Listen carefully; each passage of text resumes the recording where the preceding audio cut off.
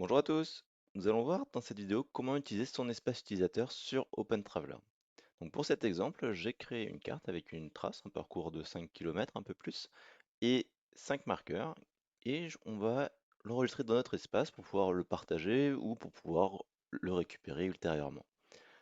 Donc la première chose à faire est d'accéder le menu et de se connecter. Donc le menu, on y accède en haut à droite sur les trois petits points, puis on clique sur connexion. Donc là, on rentre son utilisateur, son mot de passe. Si on n'a pas de compte OpenTraveler, eh bien on en crée un tout simplement à partir d'une adresse mail et d'un mot de passe. C'est très très simple. Hop, je me connecte. Une fois connecté, donc on voit notre login et notre adresse mail qui apparaît ici. On peut cliquer sur la petite flèche qui est ici pour se déconnecter ou pour changer de mot de passe, de nom utilisateur ou d'adresse email. On reclique sur la petite flèche pour fermer ce menu. Puis, on voit apparaître un bouton enregistrer sous le titre de la carte. Donc, on voit une petite astérix au niveau du titre de la carte, ce qui signifie que la carte actuellement n'est pas enregistrée ou que les dernières modifications n'ont pas été enregistrées. Donc, je vais cliquer sur enregistrer. On a une boîte qui s'ouvre avec la possibilité d'éditer en cliquant ici le titre de la carte. Donc, moi, je vais l'appeler avec un certain formalisme. Je vais commencer par mettre la date au format année, mois, jour, puis le type d'activité, puis le nom de la randonnée. On verra plus tard, c'est intéressant d'avoir ce genre de formalisme pour pouvoir retrouver et organiser ces traces et ces cartes. Je valide. On a la possibilité d'ajouter une petite description en cliquant sur le petit crayon qui est ici si on le souhaite. Et je sélectionne enregistrer.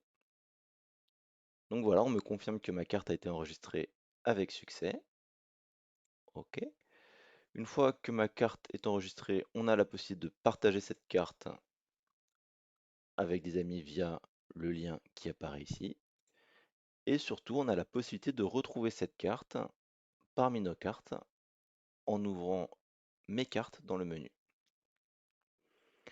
Donc ici, on voit apparaître toutes les cartes qui sont préenregistrées. Donc quand le petit symbole apparaît ici, ça veut dire que la carte est également disponible sur votre appareil, donc est accessible hors ligne. Donc si vous voulez plus d'informations, je vous invite à regarder le tuto qui explique comment utiliser OpenTraveler hors ligne.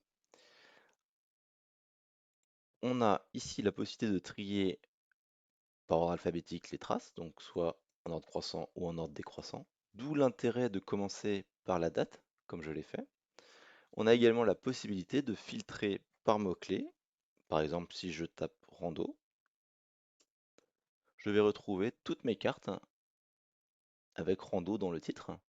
Donc c'est également intéressant de mettre le type d'activité dans nos cartes à ce niveau-là.